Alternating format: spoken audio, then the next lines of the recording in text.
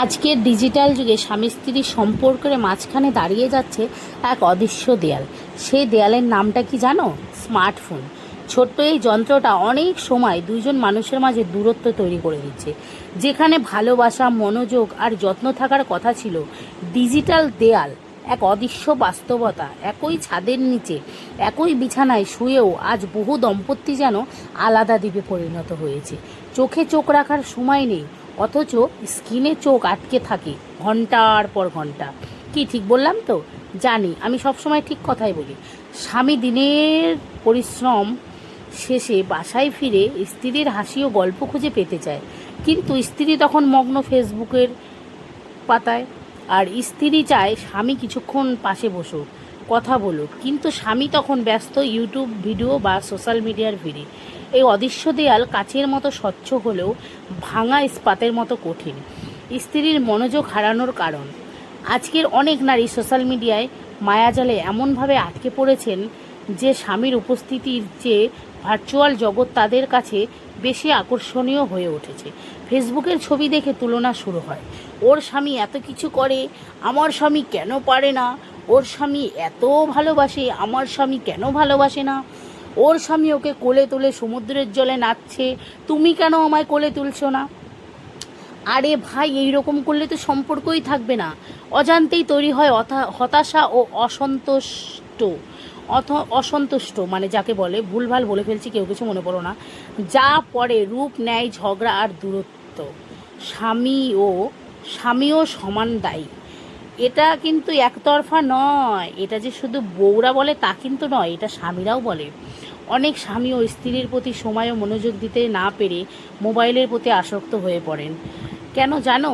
ওই যে অন্যের বউদের ভিডিও দেখে, ওর বউ সুন্দর, ওর বউ এইভাবে সাজছে, ওই মেয়েটা সুন্দর। হ্যাঁ, এগুলো শুধু মেয়েরা করে তা না, ছেলেরাও করে। স্ত্রীর সঙ্গ না খুঁজে তার ব্যস্ত থাকেন ভার্চুয়াল বিনোদনে। সোশ্যাল মিডিয়ার কৃত্রিম উত্তেজনা ধীরে ধীরে স্ত্রীর প্রতি তাদের স্বাভাবিক আকর্ষণ কমিয়ে দেয়। ফলাফল, স্ত্রী সাজলেও অপেক্ষা করলেও স্বামী তার প্রতি উদাসীন থেকেই যায়। ফলাফল, এক ছাদের নিচে বিচ্ছিন্ন দ্বীপ। একই বিছানায় থেকেও যেন দূরত্ব বাড়তে থাকে। স্পর্শের উষ্ণতা নেই, চোখে চোখ রাখা নেই, আন্তরিক আলাপ নেই, ভালোবাসা সীমাবদ্ধ হয়ে যায় লাইক, কমেন্ট আর শেয়ারের সংখ্যায়। সমাধান, সম্পর্কের উষ্ণতা ফিরিয়ে আনা। এখনও সময় আছে এই ডিজিটাল দেওয়াল ভাঙার। ফোনটা একপাশে রাখুন, সঙ্গীর দিকে তাকান, তার চোখে হয়তো জমে আছে অভিমান আর একাকিত্ব। হাতটা ধরুন, দুটো কথা বলুন, শুনুন, বোঝার চেষ্টা করুন। না না, এসব কথা শোনা যাবে না, শুনলে পরেই বোর গোলাম হয়ে যাব।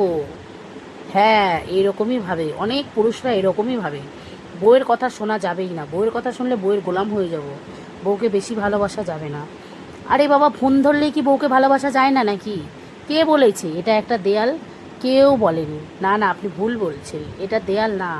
একসাথে কিছু সময় কাটান, চা খেতে খেতে, হাঁটতে হাঁটতে বা শুধু নীরবতার পাশে বসে থেকেও। স্মার্টফোন আপনার বিনোদনের সঙ্গী হতে পারে, কিন্তু জীবন সঙ্গী নয়।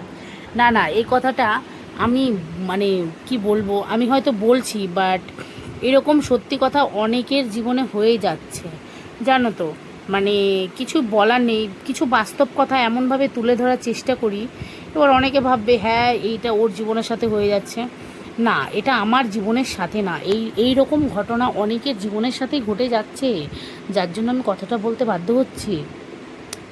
মানে আজকের দেশটা, মানে দেশটা বলতে আজকের এই লোকজন, মানে বিশেষ করে স্বামী স্ত্রীর সম্পর্ক এমনভাবে এমন জায়গায় গিয়েছে, সেটা মানে কিছু বলার মতো নয়। কারণ এখনকার দিনে মানে হাজব্যান্ড ওয়াইফের চাইতে স্মার্টফোনটা এত বেশি ইম্পর্টেন্ট হয়ে গেছে, সেটা তোমাদের বলে বোঝাতে পারবো না। কারণ আমার কথা অনেকের অনেক রকমভাবে শেখা লাগে।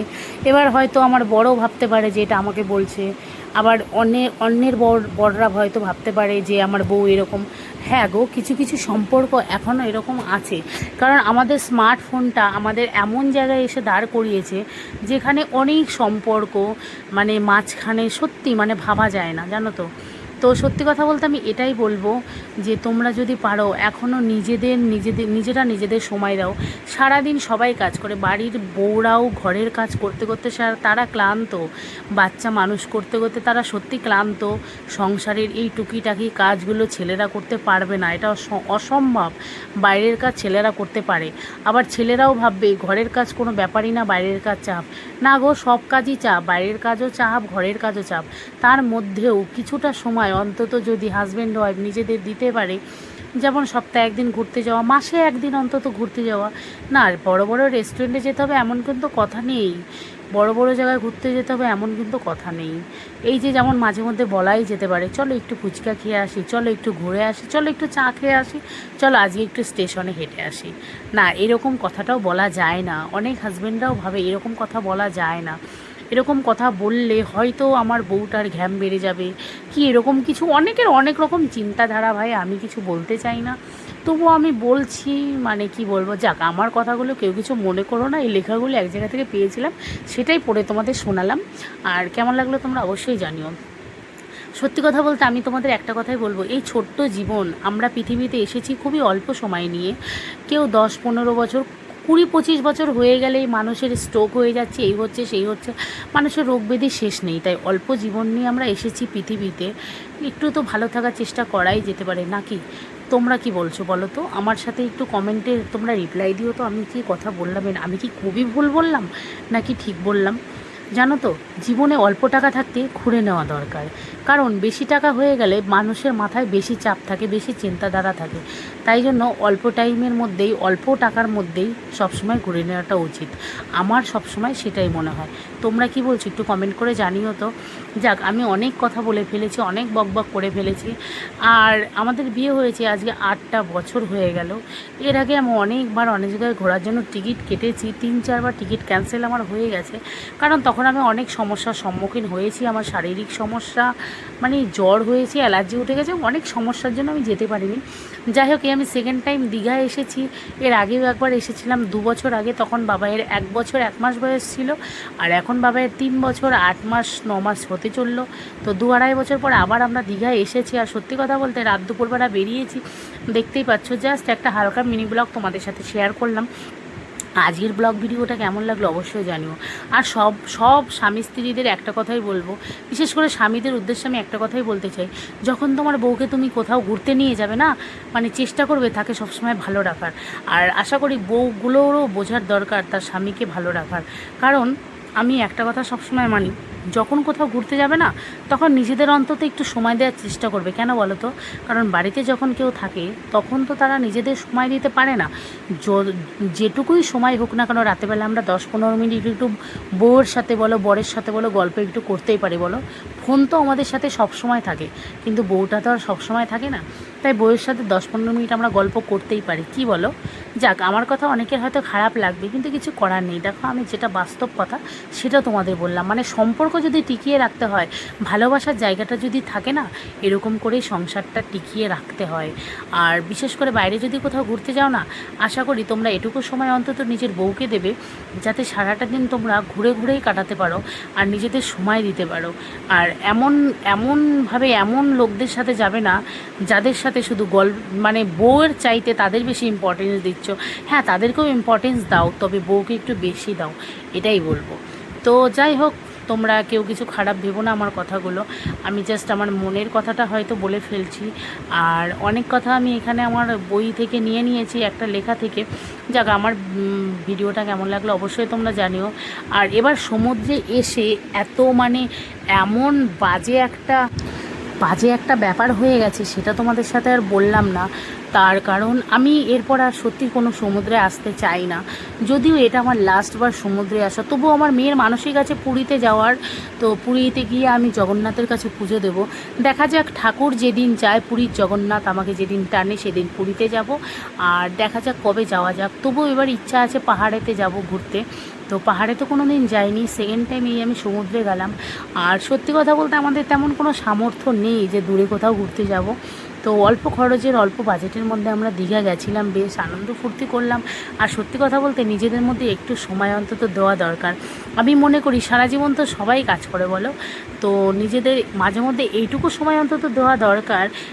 নিজেদের একটু মানে সত্যি নিজেদের জীবনে একটু মাঝে মধ্যে বছর অন্তত একবার ঘুরতে যাওয়া দরকার। সেটা তুমি এই কলকাতা যাও কি কাছে পিঠে যেখানে যাও না কেন, নিজেদের একটু সময় দেওয়া দরকার। 1 দিন হোক, 2 দিন হোক, 3 দিন হোক, 1 সপ্তাহ হোক, খুবই দরকার। তাতে নিজেদের মধ্যে সম্পর্কটাও ভালো থাকে। ওই যে বললাম, কেউ যদি সম্পর্ক ধরে রাখতে জানে না, তাহলে ওই যে একটা ব্যাপার আছে না, অনেকে বলে যে জঙ্গলের গাছ দেখবি এমনি এমনি বড় হয়ে যায়, কেন জানো? সেটা জঙ্গলের। তা সত্যি কথা বলতে বাড়িতে যদি কোনো গাছ লাগানো হয়, সেটাকে না যত্ন করতে জানতে হয়। যত্ন যদি না করো, তাহলে দেখবে সেই গাছটা কোনো দিন বড়ো হয় না, সেই গাছটা সেইভাবেই সেখানে থেকেই মরতে থাকে। তাই আমি মনে করি বাড়িতে যদি কোনো কিছু রাখো, তাহলে সেরম যত্ন করেই রেখো, যাতে সেটা তুমি অনেক দিন টিকিয়ে রাখতে পারো, সেটাই বলবো। আর যত্ন না করলে কোনো কিছুই থাকে না, সেটা তোমার সংসার বলো, তোমার গয়নাগাটি বলো। গয়নাগাটি পরলে রাতেরবেলা এসে খুলে রাখলে না, ওটাকেও আটকে রাখতে হয়, নাহলে রং উঠে যাবে। বিশেষ করে ইমিটেশন গয়নার কথা বলছি। আর সোনার গয়না যদি হয়, সেটা তো যেখানে সেখানেই রাখতে পারো, তবুও হ্যাঁ সেটাও যত্ন করে রাখতে হয়, না হলে তোমার হারিয়ে যাওয়ার সম্ভাবনা আছে। তো সম্পর্কটাও সেরকম, যাই করো না কেন, যে কোনো জিনিস বলো না কেন, যত্ন করে রাখতে হয়। আমি একটা জিনিস খুব ভালো করে জানি, যত্ন করে যদি কিছু না রাখো, তাহলে সেই জিনিস টেকে না। সেটা তোমার সম্পর্ক হোক, গয়নাগাটি হোক, আমি সব ব্যাপারেই বললাম।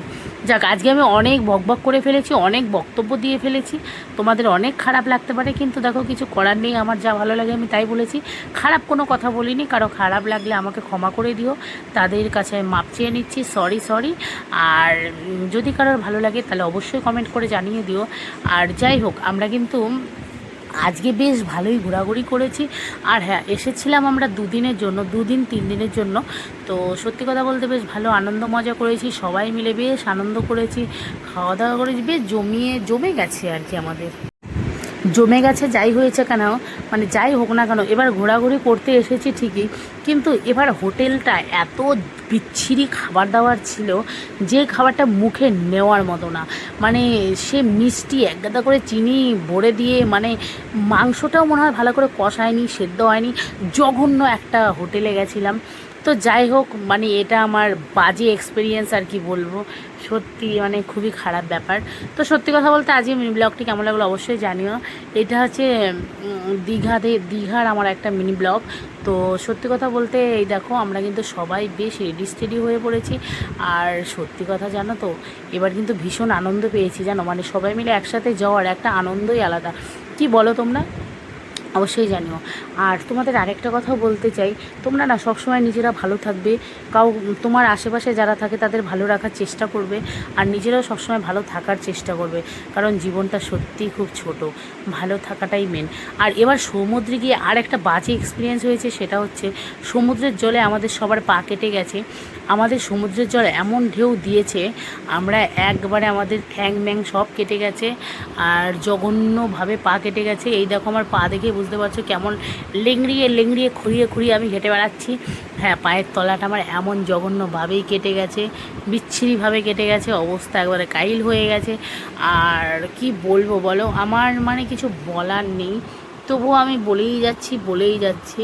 আর বেশ ভালোই লাগছিলো। আর নোনতা জলে আমার পায়ের তলাটা একবারে জ্বলে পুড়ে ছাড়খাড় হয়ে যাচ্ছিলো। আর এদিকে মেয়ের বাবা তো আমাকে ভিডিও করে দিতে চাইছেই না। আর একটা কথা বলতে বাধ্য হচ্ছি, আমি কিন্তু এখনও কোনো বড় সেলিব্রিটি হইনি। আমি সত্যি কোনো সেলিব্রিটি না, আমি এসব মনেই করি না। আমি মানে কি বলবো, আমার জাস্ট ভালো লাগে তাই ভিডিও করি। আর আমার মনে হয় আমার জীবনের এটা একটা বড় অ্যালবাম, বিশেষ করে আমার মেয়ের স্মৃতিগুলো, ছোটোবেলা থেকে ও যে বড় হচ্ছে, এই স্মৃতিগুলো রেখে দিচ্ছি। এটা হচ্ছে আমার বড় একটা অ্যালবাম। তবুও জানো তো, এই ভিডিওগুলো করে রাখছি, পরে দেখি যখন আমার বেশ ভালো লাগে, বিশেষ করে 3-4 মাস পর, 5-6 মাস পর, 1 বছর পর যখন দেখি, সত্যি ভীষণ ভালো লাগে ভিডিওগুলো যখন দেখি। আর আমি না এখানে নাচ করছিলাম, আমাকেও কেউ কপি করছিল, এইটা দেখে আবার এত হাসি পাচ্ছিল, মানে কি বলে, পেছনে কয়েকটা মানে সে টাইপের লোক ছিল, মানে কি বলবো, কেমন বেশ লোকগুলো ছিল, কি যে বলি তাদের।